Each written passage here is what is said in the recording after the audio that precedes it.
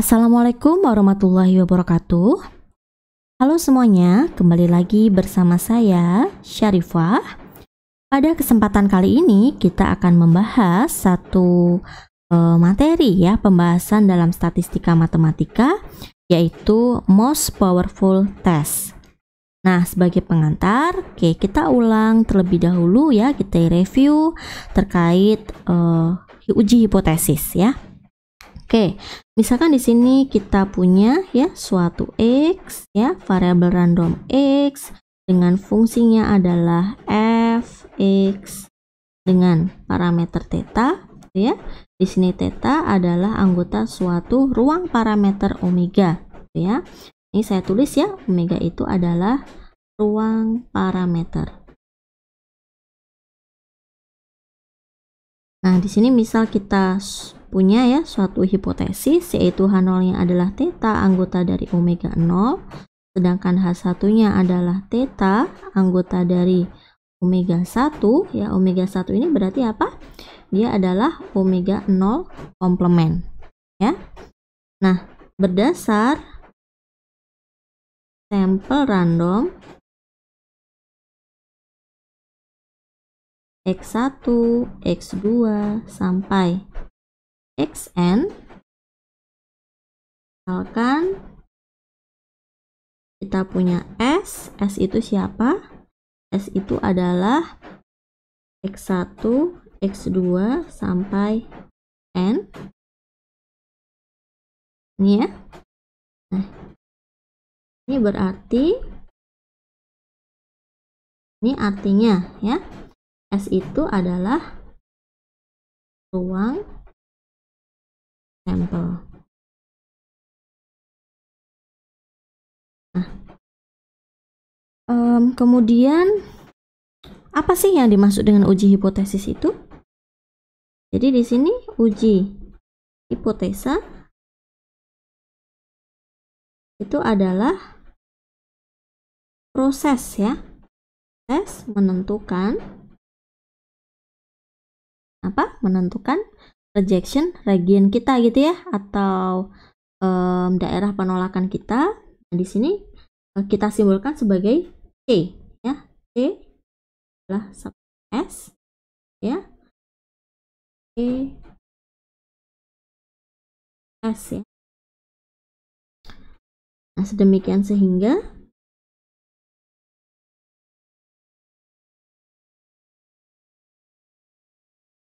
bila ya kita tadi punya di sini X1, X2 sampai Xn ini adalah sampel random kita gitu ya. Ini saya misalkan saja ya, misalkan saya punya sampel random ini, saya notasikan selanjutnya dengan X, saya beri tanda seperti ini. Ini adalah X1, X2 sampai N. Ini adalah sampel random kita.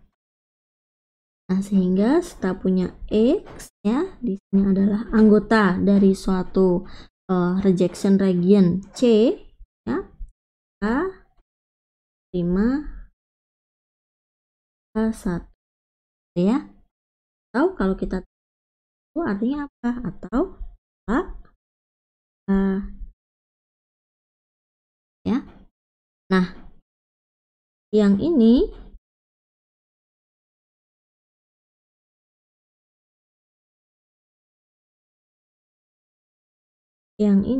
juga berarti bila X ini ya, dia anggota dari C komplement, maka berarti kebalikannya ya, kita terima H0 atau kita tolak A alternatif atau H1. Oke, nah sampai di sini masih ingat ya teman-teman? Nah sekarang ingat kembali ya, kita ingat bahwa dalam uji hipotesis kita kenal ada dua tipe kesalahan ya. Nah di sini kita punya dua tipe kesalahan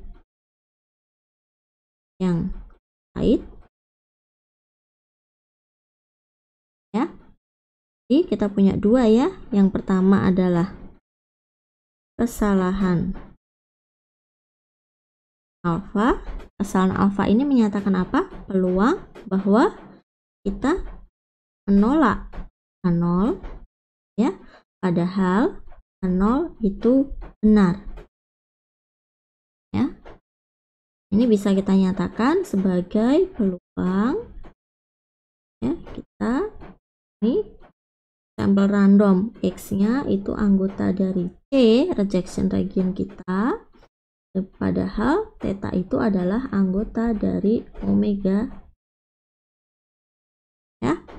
Kemudian kesalahan beta itu adalah peluang ya, dimana kita menerima A0 padahal A0 itu ya, atau bisa kita tuliskan random X ini dia anggota dari C komplement gitu ya, rejection region komplementnya, padahal ya theta itu adalah anggota dari omega 0 komplement. Nah, jelas ya dari sini bahwa ketika kita jumlahkan gitu ya, antara ini saya tulis di sini. Ini perhatikan ya, ketika kita ingin menjumlahkan peluang ya X anggota dari C, dan di sini tetanya adalah anggota dari omega 0. Kita jumlahkan dengan ya, anggota dari C dan tetanya itu adalah anggota, itu hasilnya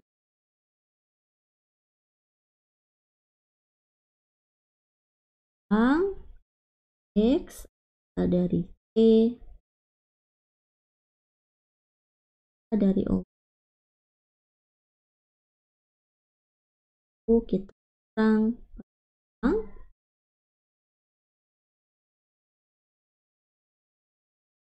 N dari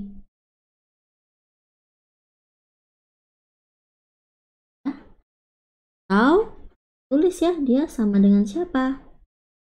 U min.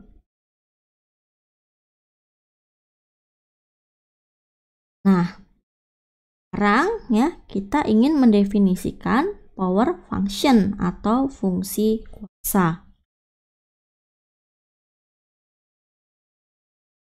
Sekarang kita definisikan power function ya atau fungsi kuasa. Ya, kita simbolkan, notasikan ya power function atau fungsi kuasa ini dengan phi theta sebagai phi theta ya itu sama dengan peluang dari sampel random X ya anggota dari daerah penolakan atau rejection region C ya, di sini dengan parameter adalah theta ya, dengan syarat theta sudah diketahui ya. Jadi kita punya phi theta itu adalah peluang ya X anggota dari rejection region C gitu ya, dengan syarat di sini theta sudah diketahui ya bahwa dia adalah suatu parameter dalam populasi tersebut ya. Nah, ingat bahwa ya ketika kita punya kesalahan alfa dan beta ya, jadi kita kan sebenarnya ingin memperkecil alfa dan beta secara simultan gitu ya.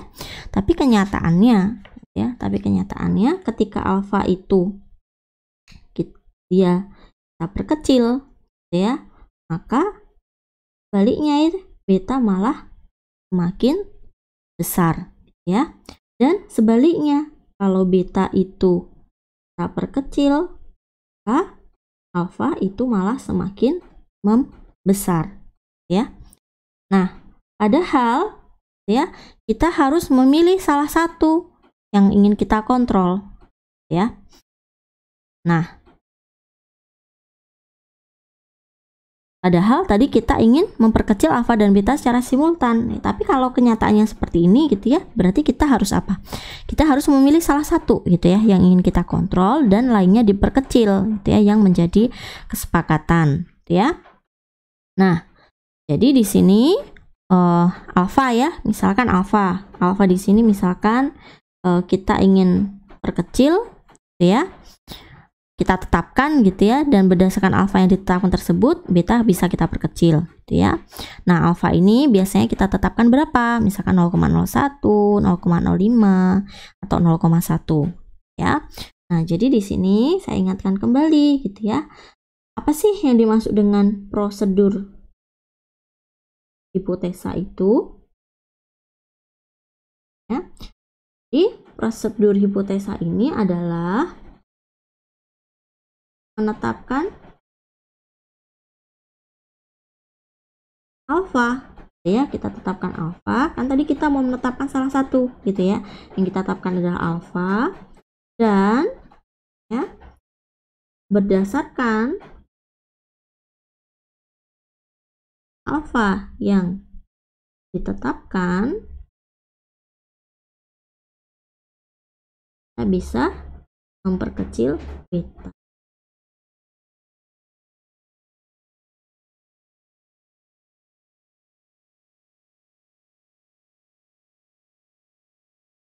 Oke, prinsipnya seperti itu ya teman-teman untuk dua jenis tipe kesalahan kita dalam uji hipotesis ini ya. Nah, sebelum lanjut ya, kalian masih ingat ya apa sih makna dari kedua tipe kesalahan ini ya? Jadi misalkan ya di sini kita misalkan di pengadilan ya, di pengadilan apa sih deskripsi kesalahan alfa dan kesalahan beta ini ya? Misal ya saya ketahui saja, misal H0-nya itu adalah seseorang yang tak bersalah. Kemudian H1-nya itu adalah koruptor. Nah, kesalahan alfa ya. Jadi kita punya dia kesalahan alfa itu adalah menolak H0 padahal H0 benar. Ya, jadi interpretasinya apa? Berarti di sini kita kesalahan menolak H0 padahal H0 benar. Berarti H0 tadi apa? Seseorang yang tak bersalah ya. Jadi kesalahan menyatakan seseorang koruptor, itu kan ya, kesalahan menyatakan seseorang koruptor karena kita tolak H0 padahal H0 itu benar, padahal ia orang baik ya. Atau kalau kita lihat ya, atau dapat kita katakan gitu ya, dia adalah kesalahan memenjarakan orang yang tidak bersalah gitu ya. Kalau kesalahan beta berarti interpretasinya apa? Kesalahan beta di sini kita menerima H0 padahal H0-nya salah ya. Berarti kita kesalahan kita menerima H0, berarti kesalahan menyatakan seseorang itu tidak bersalah padahal H0 salah, berarti padahal ia itu adalah koruptor. Nah, jadi kita memang ingin memperkecil nih si alfa dan beta ini supaya ketika kita melakukan kesalahan ini ya tidak terlalu fatal akibatnya ya. Nah, sekarang kita akan coba ya definisikan kembali si fungsi kuasa ini ya. Nah, jadi di sini P ya dari fungsi kuasa dari theta anggota dari omega 0 itu sama dengan peluang ya, dari sampel random X ya anggota dari C dengan syarat di sini tetanya adalah anggota dari omega 0 ya, sama dengan apa? Kemudian V di sini fungsi kuasa theta anggota dari omega 1 itu adalah peluang dari sampel random X ya, dimana dia anggota dari E dengan syarat tetanya adalah anggota omega komplement atau omega 1 ya, tadi adalah sama dengan 1.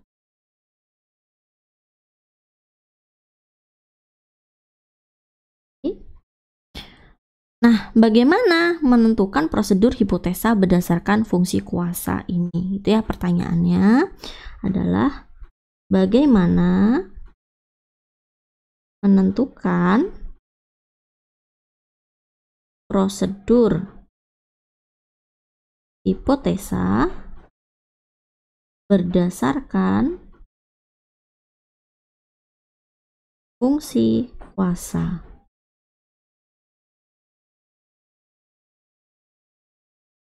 Oke, nah jadi di sini kita definisikan ya untuk V theta ini ya harus kurang dari sama dengan alfa ya. Untuk apa? Untuk theta anggota dari omega 0. Kemudian dia dibuat maksimum untuk theta anggota dari omega 1. Oke, bisa dipahami ya? Ini dari mana idenya atau apa definisi ini? Apa ya, alasannya apa gitu ya? Dari tadi ya konsep kita terkait hipotesis di mana kita ingin alfa beta itu kita perkecil secara simultan, tapi kenyataannya ya dia alfanya kita perkecil ya. Kalau alfanya kita perkecil, dia malah betanya malah membesar gitu ya. Beta kita perkecil, alfanya malah membesar. Nah, sehingga di sini untuk fungsi kuasanya, nah idenya kita buat seperti ini dulu definisinya gitu ya. Nah, di sini bila V theta ini kurang dari sama dengan alfa untuk theta anggota dari omega 0, maka uji hipotesis atau hipotesa tersebut hipotesis ya atau uji tersebut dikatakan mempunyai size alfa atau ukuran alfa ya. Nah, berarti di sini apa uji hipotesa itu?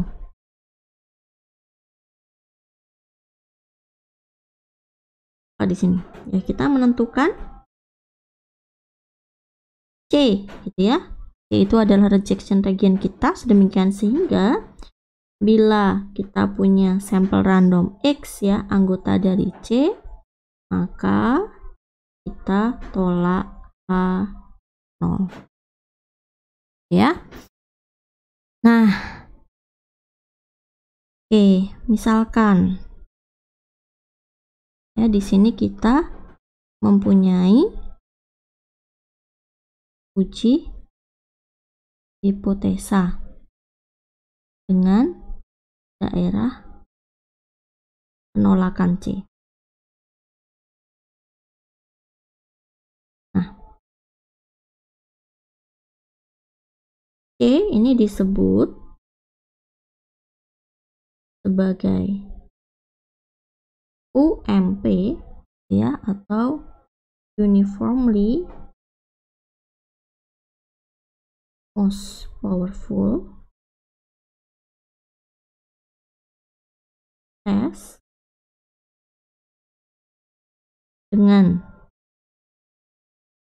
ukuran alfa bila nih dari tadi ya yang saya jelaskan di atas. Yang pertama, V theta itu harus kurang dari sama dengan alfa ya untuk theta anggota dari omega 0.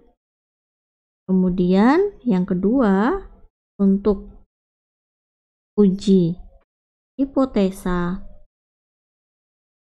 lain dengan daerah penolakan C star yang berukuran alfa,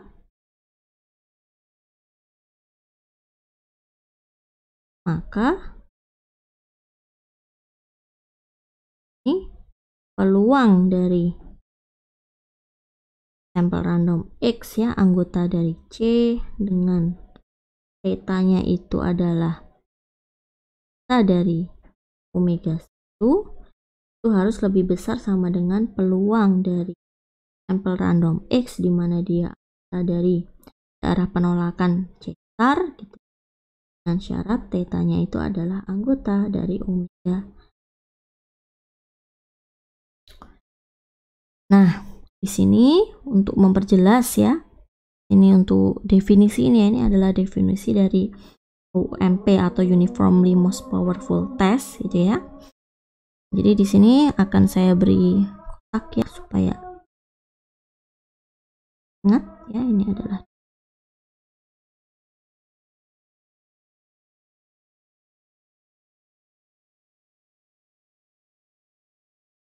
Nah, untuk sebagai ilustrasi ya, supaya lebih memahami definisi ini, kita buat ilustrasi.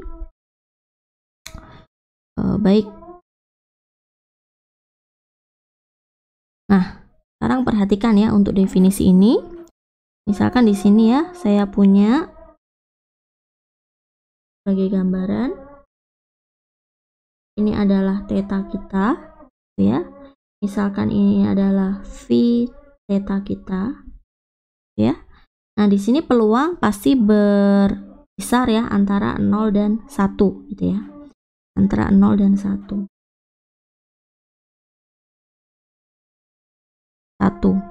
Nah, kemudian kita punya di sini untuk theta anggota dari omega 0, V theta itu harus kurang dari sama dengan alfa ya.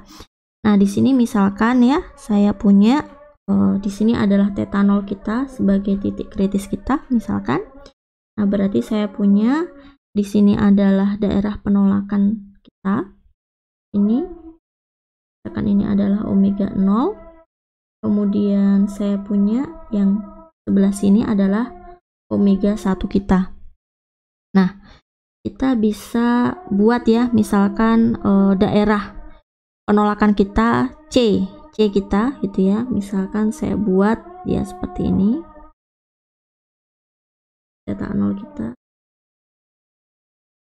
buat warna hijau ini.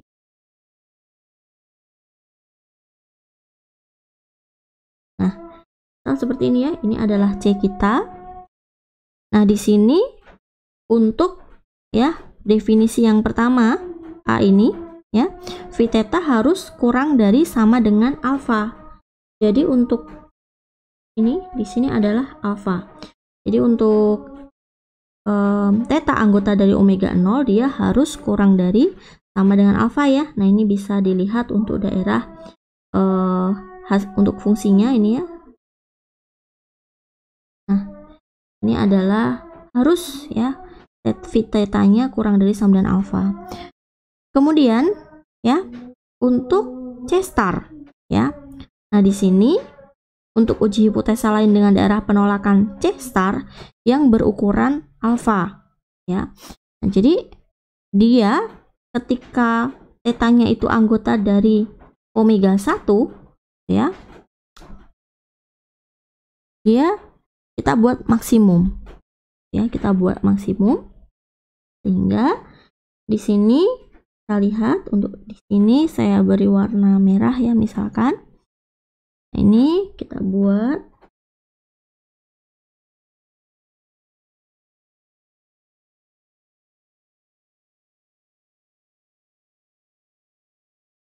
misal seperti ini ya. Ini adalah C star. Nah, ini bisa diperhatikan ya bahwa untuk dalam kasus ini kita punya alfa ini. Saya buat gambaran. Nah, di sini daerah ini akan membedakan ya. Ketika theta-nya anggota dari omega 0, V theta itu harus kurang dari sama dengan alfa. Tapi ketika dia merupakan anggota dari C star ya, variabel random kita, sampel random kita, dia harus kita buat maksimum dan daerahnya adalah tetanya anggota dari omega 1 gitu ya. Nah, ini adalah ilustrasi ya dari definisi tersebut. Nah, kemudian pertanyaan selanjutnya, bagaimana mencari UMP tes itu sendiri ya? Oke. Next, bagaimana mencari UMP test? Ya, uniformly most powerful test ya, kita singkat UMP test. Nah, di sini ya, suatu hipotesa itu disebut sederhana bila hanya memuat titik. Ya tidak? Ya kan?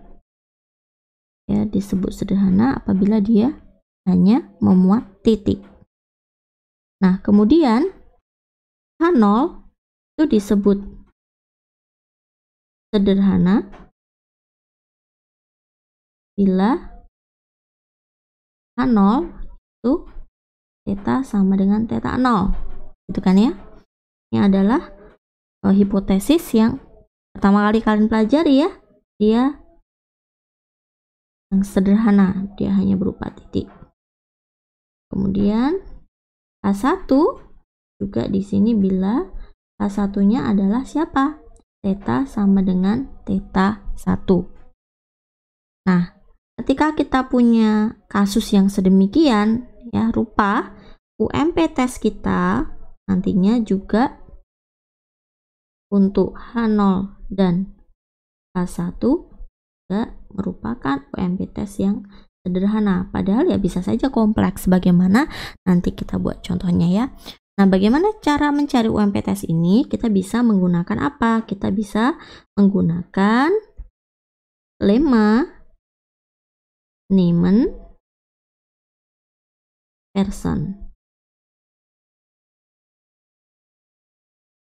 Oke, nah lemma Neyman-Pearson ini seperti apa? Saya catatkan.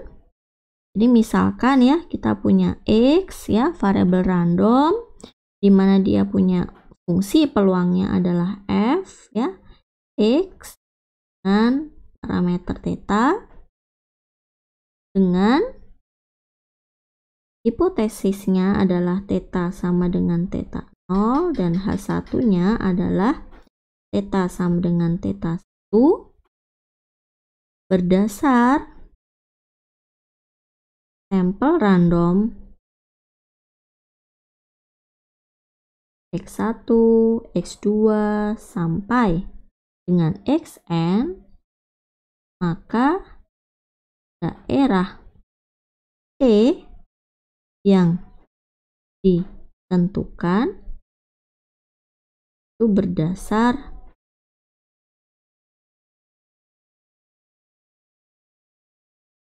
ya, X-nya anggota dari C untuk sampel randomnya bila F X theta 0 dibagi dengan F X theta 1 itu kurang dari K ya. Nah, di sini dengan hanya itu dipilih ya, di sedemikian sehingga peluang dari X anggota dari C dengan syarat theta sama dengan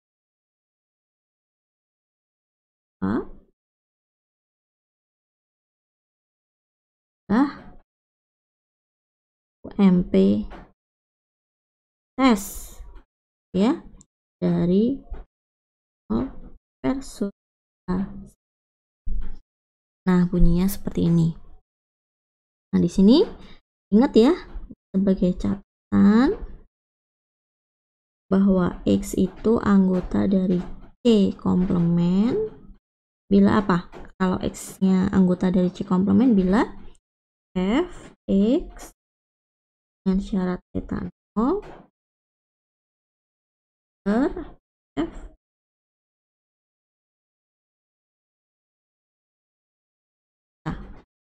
ya.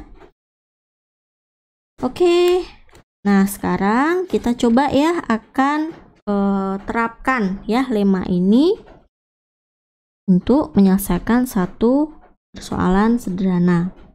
Ini adalah Neyman-Pearson ya. Ini saya akan beri kotak ya.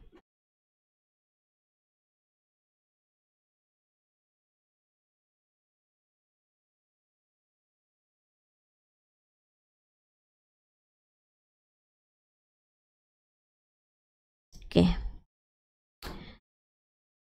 Nah, silahkan coba dipahami dulu sebentar ya untuk bunyi dari lemma Neyman-Pearson ini. Oke, kalau sudah ya nanti bisa kalian coba pahami dulu. Saya lanjut ya dengan contoh karena pencarian ya dari UMP tes ini akan jelas kalau kita coba terapkan ya lemma ini untuk menyelesaikan satu persoalan. Baik ya, di sini untuk contohnya. Oke. Di sini misal ya, kita punya X variabel random yang berdistribusi normal dengan parameternya theta, 1 ya. Nah, berdasar sampel random X1, X2 sampai dengan Xn, tentukan UMP tes ukuran alfa dari K0 theta sama dengan 0 ya versus H1 nya itu adalah theta sama dengan 1. Oke, sekarang kita akan coba selesaikan ya permasalahan ini.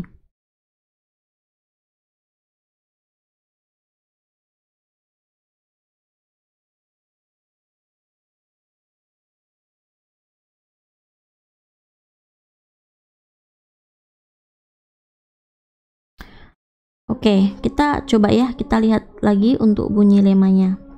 Kita berarti mau mencari apa sih? Kita kan mau mencari K ya, sedemikian rupa dia memenuhi definisi bunyi lemma ini gitu ya. Nah, berarti yang pertama yang kita lakukan apa?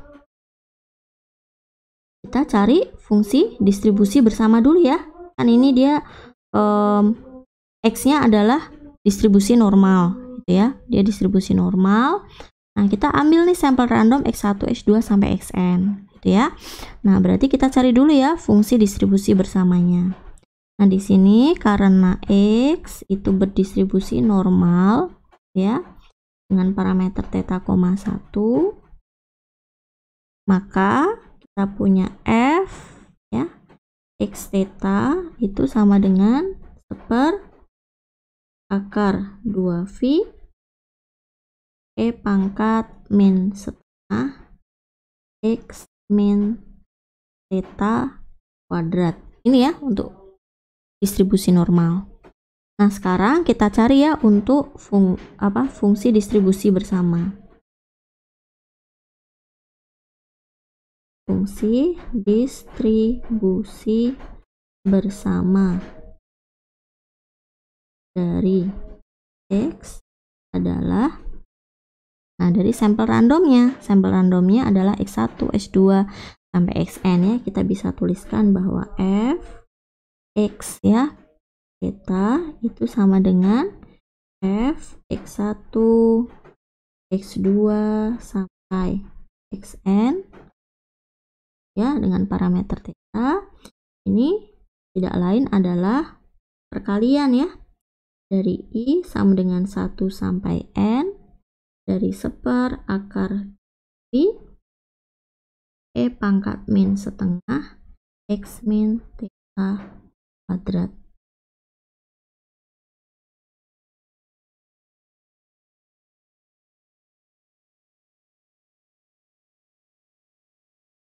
Ini.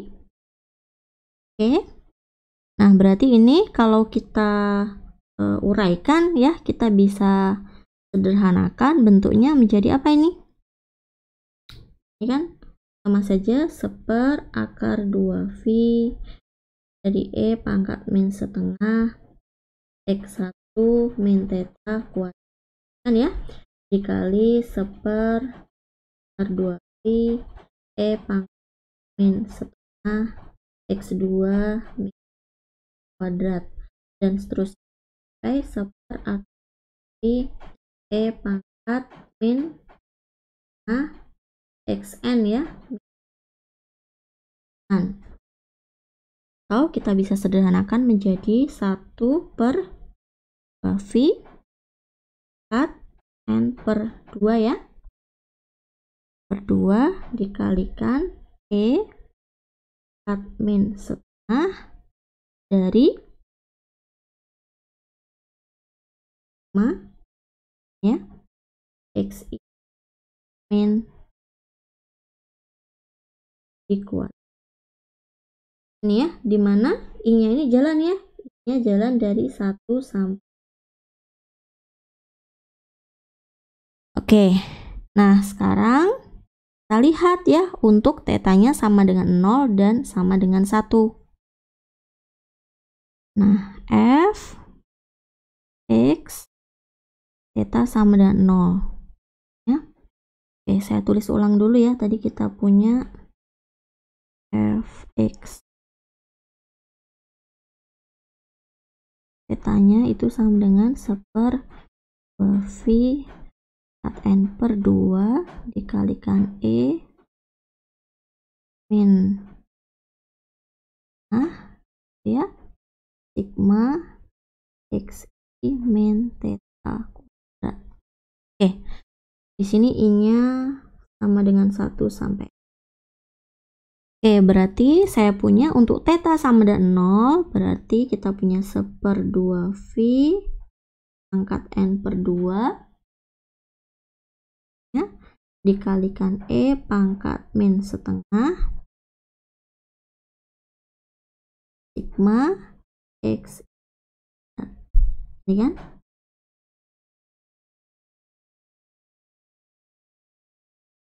Oke, kemudian kalau tetanya sama dengan 1, lihat 1/2V n/2 dikalikan E pangkat min setengah dari sigma xi min 1 ya dikuadrat.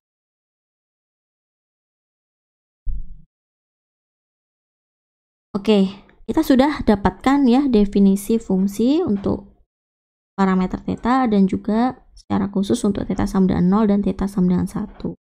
Nah, sekarang kita terapkan, aplikasikan ya menurut lemma Riemann-Pearson.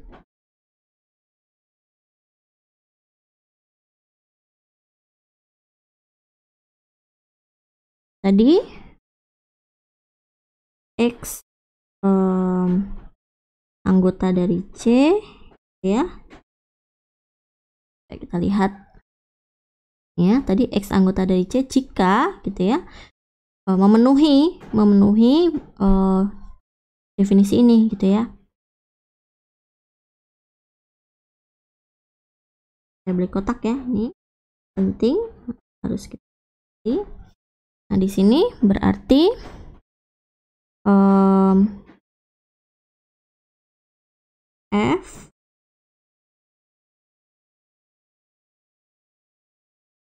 F X ya dengan syarat theta sama dengan 0 bagi dengan F X ya tetanya sama dengan 1 itu harus kurang dari K. Nah, kita substitusikan hasil yang sudah kita peroleh ya. Berarti ini saya peroleh bahwa 1/2V pangkat n/2 dikalikan E pangkat min setengah xi kuadrat per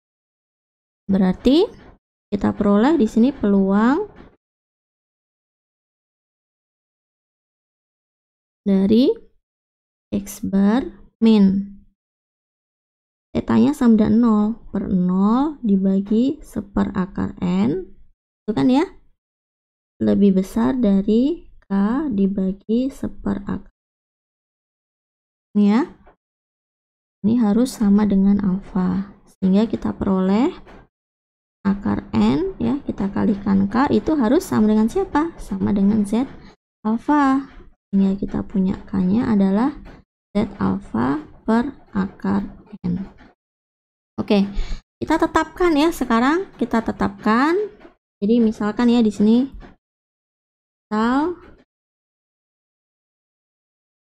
alfanya adalah 0,05. Itu kan ya?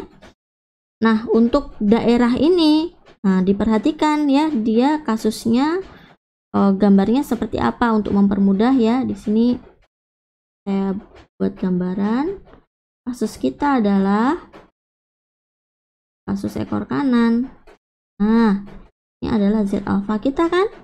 Berarti alfanya adalah 0,05 yang memenuhi ya daerah itu harus sama dengan alfa ini ya. Kita bisa sederhanakan, kita peroleh ini, tapi kita cari Z alfanya berapa. Z alfanya berarti Z alfa itu adalah berapa? 1,6. N-nya berapa?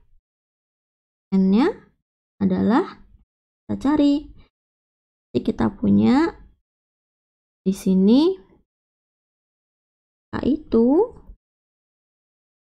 sama dengan Z alfa 1,96 dibagi akar N. Oke, misal ya, ini misal saja, misal kita tentukan N-nya. K-nya sudah dapat ya ini ya.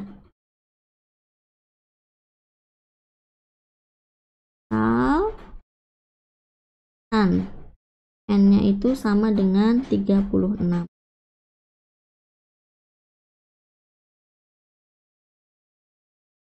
Nah, ini sama dengan 36. Kita peroleh K kita berapa? 1,96 dibagi akar 36. Oh, dibagi 6 ya. Hasilnya adalah 0,3. Ini adalah besar K kita ya. Kalau kita ketahui N-nya sama dengan 30. Oke. Nah, sampai di sini dulu. Apakah ada pertanyaan? Kalau ada pertanyaan, boleh ya ditinggalkan di kolom komentar untuk bisa kita diskusikan. Ya, mungkin ada contoh yang serupa gitu ya, tapi tak sama. Nah, boleh nanti kita diskusikan ya, supaya kita menjadi lebih paham ya untuk persoalan-persoalan lainnya. Baik, terima kasih ya, demikian ya penjelasan saya terkait bagaimana kita mencari ya UMP test ya, uniformly most powerful test ya, UMP test. Semoga dapat dipahami ya, dan semoga bermanfaat ya untuk kita semua.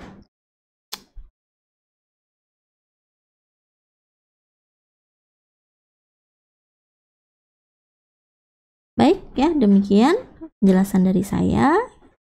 Sampai jumpa pada video selanjutnya untuk membahas pembahasan yang lainnya. Terima kasih. Wassalamualaikum warahmatullahi wabarakatuh. See you.